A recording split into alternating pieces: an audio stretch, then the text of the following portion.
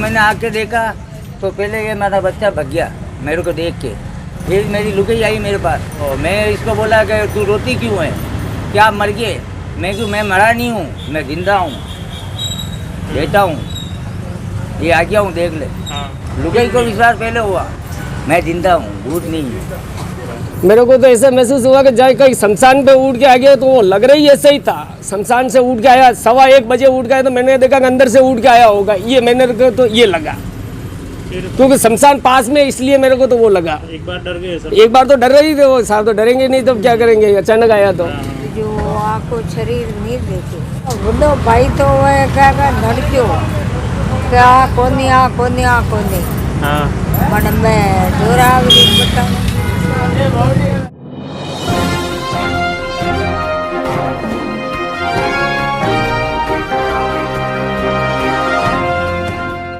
अंतिम संस्कार के 10 दिन बाद जिंदा लौट आया युवक, देखकर सभी अचंभित।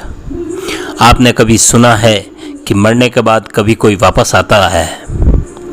नहीं, ऐसा कभी नहीं हुआ, यह असंभव है। मगर यह असंभव भी राजसमंद में संभव हुआ है। आपको यह जानकर हैरानी होगी कि राजसमंद शहर में जिसे 10 दिन पहले मृत समझकर कर दिया था अंतिम संस्कार, वह जिंदा घर लौट आया तो परिजनों के साथ हर कोई चौंक गया। भाई व बच्चों ने सिर मुंडवा दिए और घर पर 10 दिन से गमी का माहौल था। और इसी बीच दिन में करीब 1 बजे तपती धूप में लॉकडाउन के कारण सड़क पर पसरे सन्नाटे के बीच युवक को जिंदा देखकर एकाएक हर कोई चौंक गया। 10 दिन पहले अपने पिता को मृत समझकर सिर मुंडवा दिया, उन्हीं को घर के पास गली की चबूतरी पर बैठकर बेटा ही चौंक गया। वह घर आकर बड़े पापा को कहने लगा तो उन्होंने विश्वास ही नहीं किया। मगर जब लड़के ने अपनी मां को कहा तो वह अपने पति को देखने के लिए दौड़ पड़ी, जिनकी मृत्यु के समाचार ने अपने माथे का सिंदूर छीन लिया था। आज उन्हें फिर से जिंदा देखते ही वह उनसे लिपट गई। जाहिर सी बात है कि पत्नी के लिए तो परमात्मा ने उसे पूरी दुनिया की दौलत पुनः लौटा दी हो, ऐसे में उनका भावुक हो जाना भी स्वाभाविक है। मृत मानकर परिवार का गमगीन माहौल अब उत्सव में बदल गया। लोगों के अब सवाल उठ रहे हैं कि जिसे मृत समझकर अंतिम संस्कार कर दिया वह जिंदा है, तो फिर जिसका अंतिम संस्कार किया वह कौन था? शव का न तो पोस्टमार्टम हुआ, न ही विसरा रिपोर्ट ली। अब ऐसे में पुलिस कैसे पता करेगी कि जिसका अंतिम संस्कार कर दिया वह कौन था? इससे अस्पताल के साथ पुलिस सिस्टम पर भी गंभीर सवाल उठ रहे हैं। मेरा नाम मुकार है। आप 11 तारीख में कटे क्या? मैं 11 तारीख को उदयपुर था। तो घर वाला मैं इनको सबको बोल के गया क्या कहा? मैं उदयपुर जा रहा हूँ। फिर मैं वहीं रहा। तो वहाँ आपके डेरे में था? नहीं, तो मैं खुला रहता हूँ, कोई डेरा नहीं है मेरा। तो मैं वक्त आदमी हूँ। वहाँ क्या कर रहे थे आप? हैं, ऐसे ही घूम रहा हूँ। खाना वाना? खाना वाना होटल हॉस्पिटल से आ जाता था, चेतक हॉस्पिटल से। हॉस्पिटल में भर्ती हुए क्या? हैं? बीमार हुए थे क्या? भर्ती हाँ, हुए? थोड़ा के दारू पीता था, लीवर खराब हो गया था, अब दारू छोड़ दिया मैंने। कौन से हॉस्पिटल में भर्ती रहे? चेतक। यहाँ कब आया वापस? अब मैं यहाँ से आया था। तो उस समय क्या स्थिति थी यहाँ? यहाँ तो मैंने आके देखा तो पहले ये मेरा बच्चा भग गया मेरे को देख के। अच्छा। हाँ, फिर मेरी लुगाई आई मेरे पास, मेरे को नीला अच्छा नीला के मेरे को कपड़े पहनाए इसने। तो मैं इसको बोला कि तू रोती क्यों है, क्या मर गए? मैं क्यों, मैं मरा नहीं हूँ, मैं जिंदा हूँ, बेटा हूँ, ये आ गया हूँ देख ले। हाँ। एक बार किसी को विश्वास नहीं हुआ? हैं? एक बार किसी को विश्वास नहीं हुआ घर वालों? हाँ, विश्वास तो सबको ही हो गया शक्ल देख के भी। लुगाई को विश्वास पहले हुआ, हाँ, डर के भाग गया था। फिर बाद में आपने विश्वास दिलाया कि मैं जिंदा ही हूँ? भूत नहीं है, मैं जिंदा हूँ, भूत नहीं है। जानकारी के अनुसार 11 मई को मोही रोड पर एक अज्ञात व्यक्ति का शव मिला, जिसे 108 एम्बुलेंस से आर के जिला चिकित्सालय पहुंचा दिया। फिर जिला अस्पताल प्रशासन ने कांकरोली पुलिस को पत्र भेजकर उसकी पहचान के लिए कहा। पुलिस ने पहचान के प्रयास किए मगर पता नहीं चल सका। फिर 15 मई को हेड कांस्टेबल मोहनलाल अस्पताल पहुंचे, जहां सोशल मीडिया पर वायरल फोटो के आधार पर पुलिस ने विवेकानंद चौराया कांकरोली निवासी ओंकारलाल गाडोलिया लोहार के भाई नानालाल व परिजनों को बुला लिया।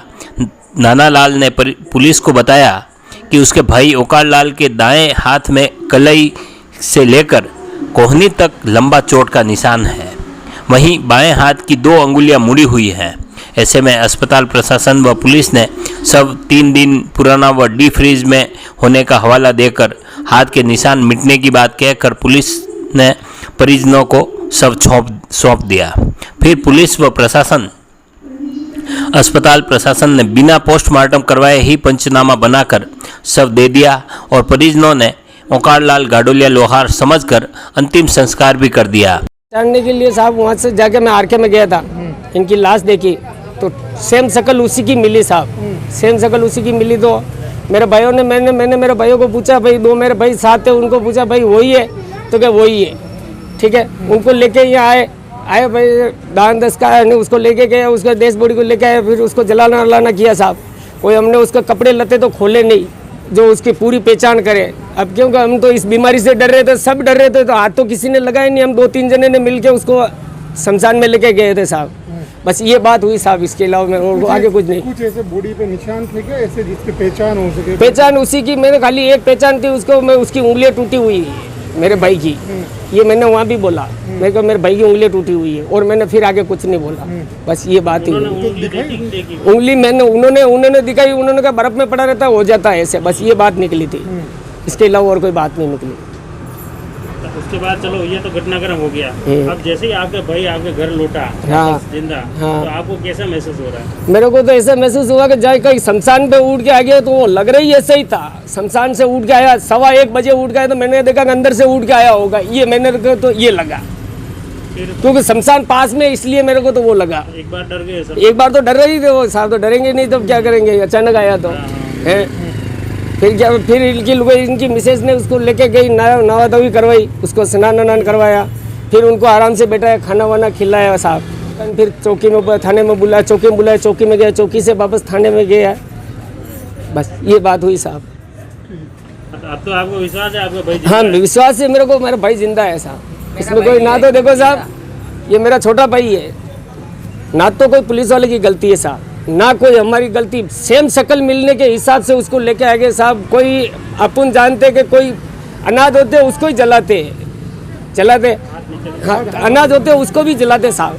मैं उसको ये जो लेके आया, जब उसको पड़ी रखने से क्या मैं जलाना था, ही ऐसे समझ लें भाई 7 भाई 8 भाई है भाई, जला के था है साहब आपके सामने का।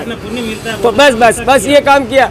और लकड़ी का तो ऐसे ही मैं कल दे के आया हूँ डॉक्टर साहब को 3100 रुपये, 3100 रुपये कल दे के आया हूँ मैं बाबूजी के पास से उधार लेके। फिर बाद में मैं 8 दिन से कल दे के आया। ये डेथ हुई, डेथ के बाद में आपने सभी क्रियाक्रम कर लिए? सब क्रियाक्रम, गंगा महादेव जी चले गए, बाल कटवा लिए साहब। और कपड़े लत्ते हमारे 12 दिन का इनका धूप था, ये 25 तारीख को धूप था, ये 25 तारीख आ रही। जो कपड़े लत्ते हमारे बहन बेटी के जो लाना था, जो सब ला के रख दिए साहब, वो पड़े हुए सामान।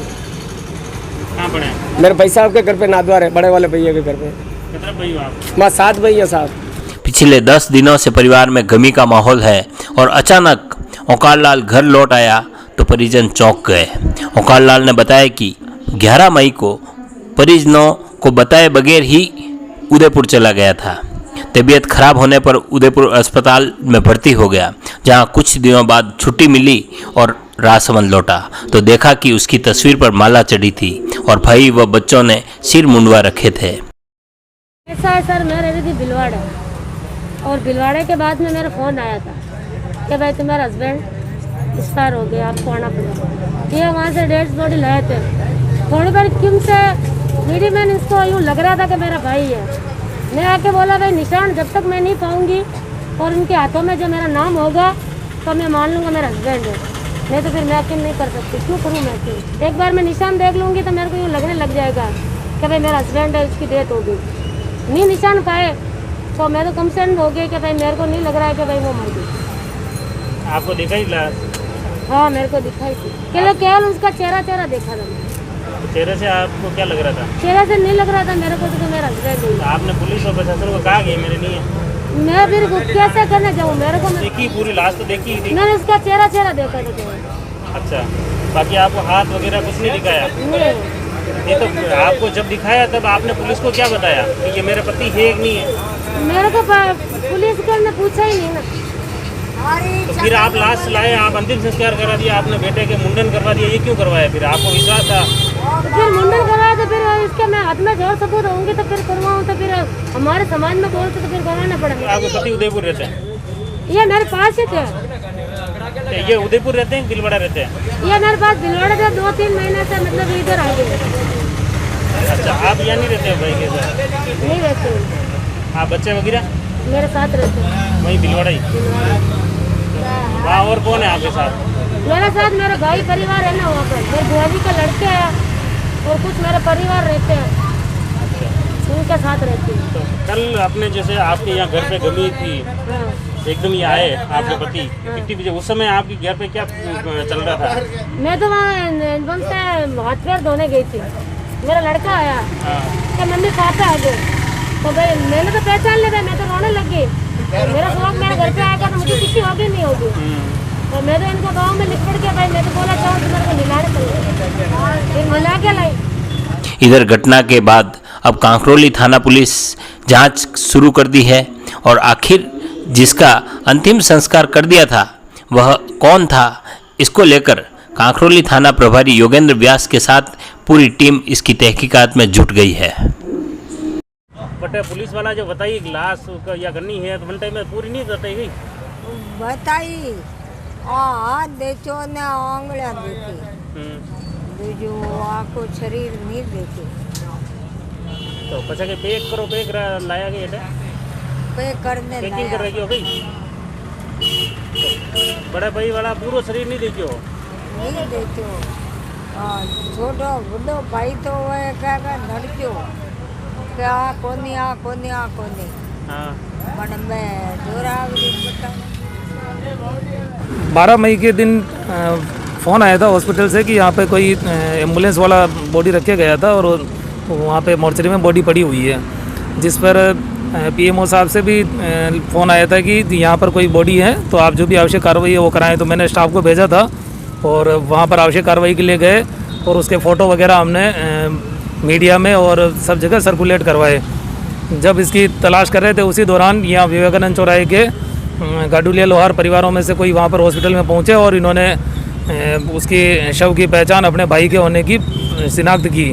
तो उस समय करीब इनके 3-4 तो भाई और करीब भतीजे वगैरह करके 10-15 व्यक्ति वहाँ पर पहुँचे थे और इन्होंने उस शव की अपने भाई के होने की पहचान की थी।